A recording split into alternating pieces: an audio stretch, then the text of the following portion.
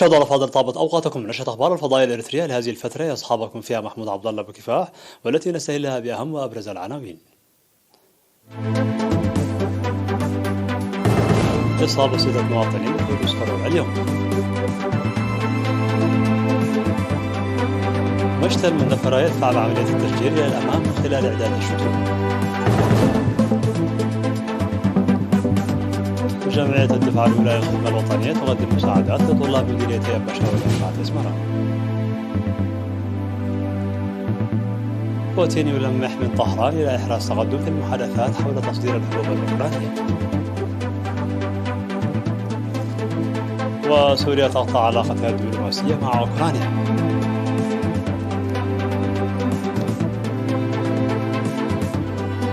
تبون ودراغي وقعان اتفاقية لزيادة إمدادات الغاز الجزائري إلى روما.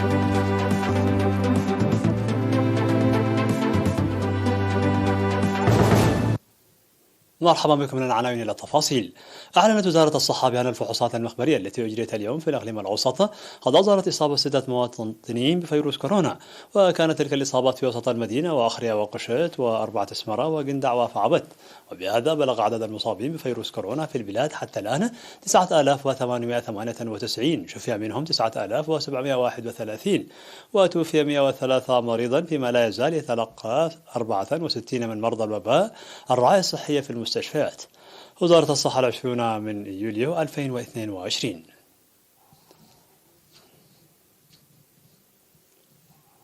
أعد مشتى المدفرة 182 ألف شتلة لمختلف أنواع الأشجار لغرسها في موسم الأمطار.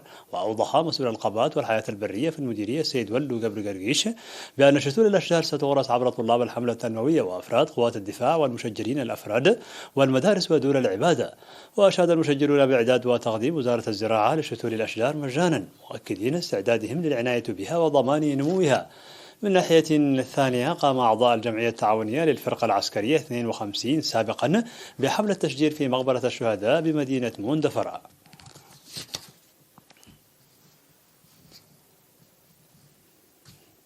قدمت الجمعية التعاونية لأعضاء الدفعة الأولى في الخدمة الوطنية مساعدات للطلاب عبارة عن أدوات دراسية ل 400 طالب في مديريتي بشاور وأربعة أسمرة، وتقديم الدراسة الصيفية لهم في مدرسة دوغلي.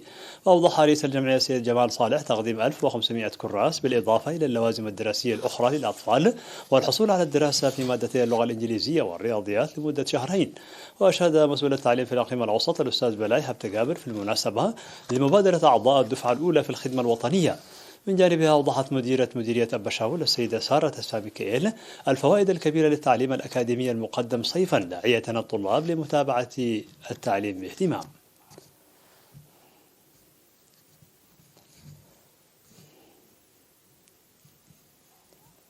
تلقى 120 من الطلاب المشاركين في حملة الطلاب التنموية دورة تدريبية في مجال السلامة المرورية نظمتها جمعية السلامة المرورية بالتعاون مع شرطة المرور.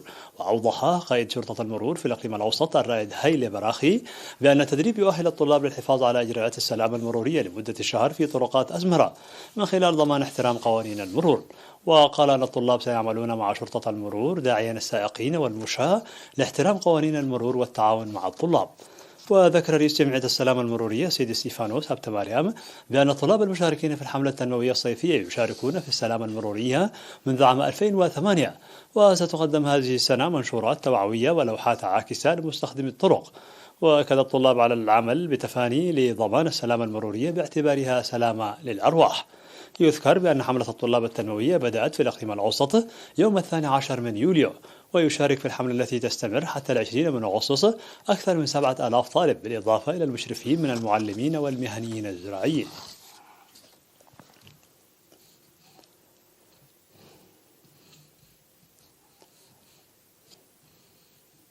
تساهم عيادة بقلة في مديرية نخفة بدور كبير في مجالات التوعية الصحية ورعاية الأمومة والطفولة.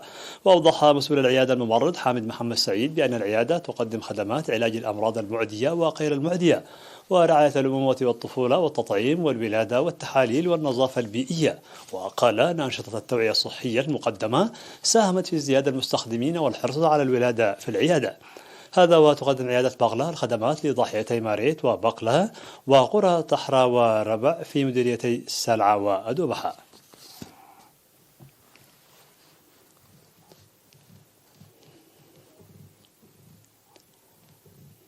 مشاهدينا الأفاضل، كانت هذه الأخبار الداخلية. فاصل قصير ونوافيكم بالأخبار العالمية، فابقوا معنا.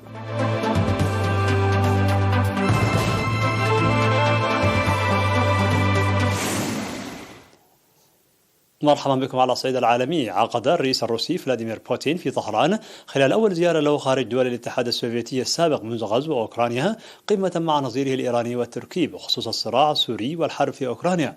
وقد أشاد المرشد الأعلى للجمهورية الإسلامية آية الله علي خامنئي خلال استقباله بوتين بالتعاون الطويل الأمد بين إيران وروسيا، داعيا لتعزيزه بين البلدين الخاضعين لعقوبات من دول غربية.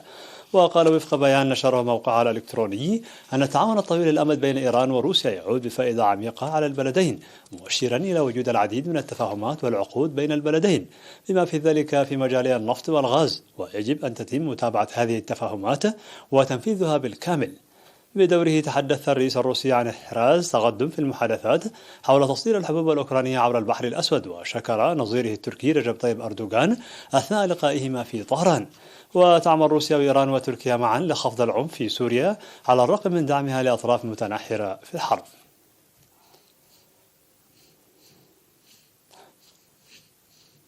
أعلنت سوريا قطع العلاقات الدبلوماسية مع أوكرانيا عملا بمبدأ المعاملة بالمثل وفق تصريحات وكالة الأنباء الرسمية السورية سانا. وقال مصدر رسمي في وزارة الخارجية السورية أن دمشق قررت قطع العلاقات الدبلوماسية مع أوكرانيا، وذلك عملا بمبدأ المعاملة بالمثل وردا على قرار الحكومة الأوكرانية بهذا الخصوص.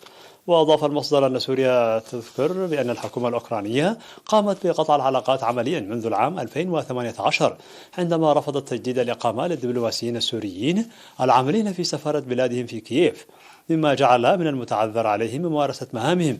وتأتي هذه الخطوة من جانب دمشق بعد أسابيع من إقدام أوكرانيا على الخطوة ذاتها إثر اعتراف الحكومة السورية باستغلال جمهوريتي دونيتسك ولوغانسك الانفصاليتين المواليتين لروسيا، الأمر الذي دفع الرئيس الأوكراني فلاديمير زيلينسكي إلى اعتبار أن علاقات بلاده مع دمشق انتهت، لافتا إلى أن ضغوط العقوبات على دمشق ستزداد شدة.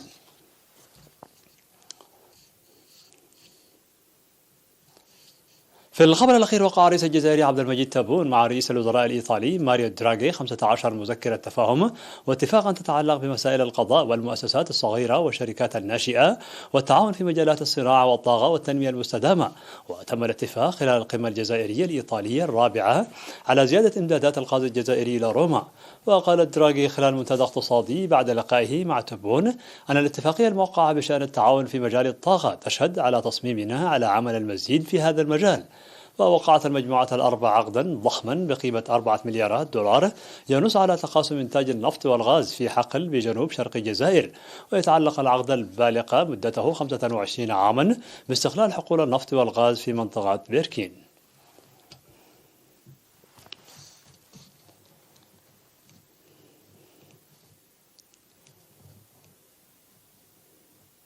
في نهاية النشر إليكم تذكير بأبرز ما جاء فيها من عناوين. إصابة 6 مواطنين بفيروس كورونا اليوم. مشتى المندفرة يدفع بعملية التفجير إلى الأمام من خلال إعداد الشتول. جمعية الدفعة الأولى للخدمة الوطنية تقدم مساعدات لطلاب مديريتي بشاول وأربعة أسمرة. بوتين يلمح من طهران إلى إحراز تقدم في المحادثات حول تصدير الحبوب الأوكرانية. سوريا تقطع علاقتها الدبلوماسية مع أوكرانيا.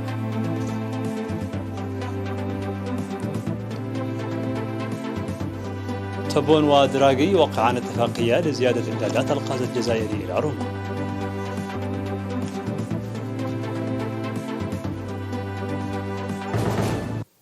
مشاهدينا الأفاضل، بهذا نكون قد وصلنا بكم إلى نهاية النشرة. شكرا على حسن المتابعة.